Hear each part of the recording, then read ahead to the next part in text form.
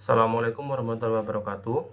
Perkenalkan, nama saya Erwindra Zin Ilman dengan NIM 13125000027 dari kelompok 6. Nama saya Yosef Silvester Hanetim Sasi dengan NIM 131250048.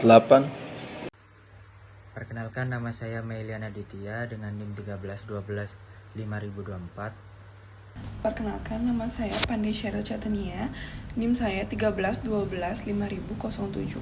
Perkenalkan, nama saya Anita Azara Tanjung dengan NIM 13125000036. Perkenalkan, nama saya Adinda Rahel Putri Indrani dengan NIM 13125014. Saya akan menjelaskan mengenai apa itu laicite. Laicite adalah prinsip pemisahan antara agama dan negara yang menjadi dasar sistem kenegaraan di Prancis. Prinsip ini menegaskan bahwa negara harus bersikap netral terhadap semua agama, tidak memihak, tidak mendukung, dan tidak mendiskriminasi agama apapun. Melalui laicite, setiap warga negara dijamin kebebasannya untuk memeluk atau tidak memeluk agama sesuai keyakinannya masing-masing. Dalam penerapannya, prinsip laicite ini menuntut agar ruang publik bersifat sekuler, yang artinya simbol-simbol atau praktik keagamaan tidak boleh ditampilkan secara mencolok di lembaga negara seperti sekolah negeri atau kantor pemerintahan. Pemerintah juga tidak memberikan dana atau dukungan langsung terhadap kegiatan keagamaan. Tujuan utama dari laicite ini adalah untuk menjamin kebebasan beragama, menjaga kesetaraan antar warga negara tanpa melihat keyakinan, serta mencegah campur tangan agama dalam urusan politik dan kebijakan publik. Dengan demikian, laicite dapat dipahami sebagai upaya menciptakan kehidupan bernegara yang adil dan netral terhadap seluruh kepercayaan, di mana agama menjadi urusan pribadi warga, sedangkan negara bertugas melindungi kebebasan tersebut tanpa memihak. Secara teori, laicite bisa diterapkan dalam versi yang disesuaikan karena yang pertama, negara Indonesia menjamin kebebasan beragama ada di pasal 29 UUD 1945, dan yang kedua, pemerintah juga berusaha tidak memihak agama tertentu dalam hukum dan kebijakan publik. Dan yang terakhir, dalam hal ini Indonesia bisa menerapkan prinsip netralitas negara terhadap semua agama, misalnya dalam pelayanan publik, pendidikan, atau hukum.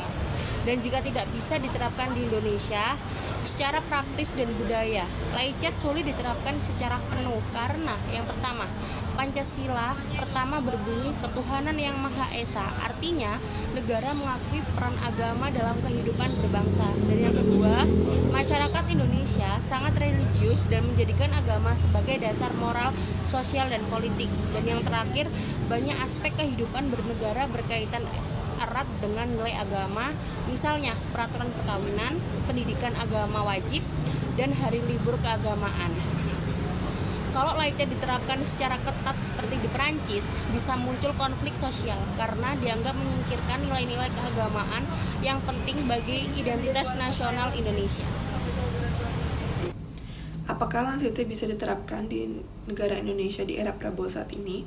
Menurut saya sendiri, laicite tidak dapat diterapkan sepenuhnya dikarenakan Indonesia bukan negara sekuler, tapi berlandaskan dengan Pancasila yang mengakui adanya peran agama. Sedangkan sistem laicite itu memisahkan total antara negara dan agamanya. Dan itu sangat tidak cocok dengan budaya Indonesia kita. Lagi pula, Pak Prabowo sendiri lebih menekankan toleransi dan modernisasi beragama, bukan memisahkan agama dari negaranya. Saya akan menjelaskan tentang laicite. Apakah laicite bisa diterapkan di Indonesia? Menurut saya tidak bisa, karena dasar negara Indonesia kita bukan sekuler tetapi Pancasila. Yang sila pertama, ketuhanan yang Maha Esa, justru menegaskan bahwa negara mengakui dan menjunjung tinggi nilai-nilai agama, bukan memisahkan dari kehidupan publik. Yang kedua, masyarakat Indonesia sangat religius dan beragam. Agama menjadi bagian penting dalam identitas bangsa dan kehidupan sosial. Jika laicite diterapkan di Indonesia bisa menimbulkan konflik sosial karena dianggap menyingkirkan nilai agama. Yang alasan ketiga, Konstitusi Indonesia atau Undang-Undang Dasar 1945 menjamin kebebasan beragama, tapi juga menegaskan bahwa negara berdasarkan ketuhanan, jadi agama tetap punya posisi penting dalam hukum dan kebijakan. Yang kedua, apakah LCT bisa diterapkan di Indonesia pada eranya Pak Prabowo saat ini? Penerapan LCT atau prinsip pemisahan antara agama dan negara seperti di Prancis, di Indonesia pada era kepemimpinan Presiden Prabowo Subianto tampak kurang relevan dan tidak sesuai dengan konteks keberagaman agama dan budaya Indonesia saat ini. Presiden Prabowo justru mengedepankan modernisasi beragama yang menekankan toleransi dan keberagaman agama, serta kebijakan yang berakar pada pengalaman ajaran agama, khususnya Islam. Pemerintahan menghadapi tantangan polarisasi sosial dan keagamaan yang cukup besar, sehingga fokusnya lebih kepada memperkuat kerukunan antar umat beragama dan inklusivitas, bukan memisahkan agama dari urusan negara secara ketat seperti konsep LCT. Dengan latar budaya Indonesia yang pluralistik dan beragama, penerapan LCT sangat sulit dan tidak menjadi kebijakan yang diusung pada saat ini. Menurut saya, LCT tidak dapat diterapkan di Indonesia karena bertentangan dengan Pancasila dan Undang-Undang Dasar 1945 yang menetapkan ketuhanan sebagai dasar negara.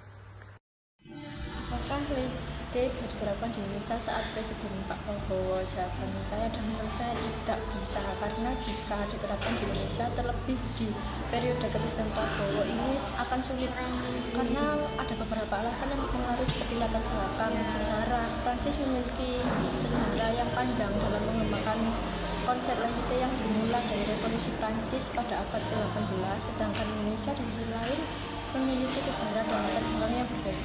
Komposisi masyarakat Prancis memiliki masyarakat yang relatif homogen dibandingkan Indonesia yang memiliki keragaman suku, ras, dan budaya yang luas dibandingkan Indonesia yang memiliki peran agama dalam kehidupan Indonesia dan banyak partai politik berbasis agama, dan itu mempengaruhi signifikan dalam Indonesia. Makanya kenapa LCT tidak bisa diterapkan di Indonesia, terutama di periode Pak Prabowo, karena semakin banyaknya politik itu yang mempengaruhi.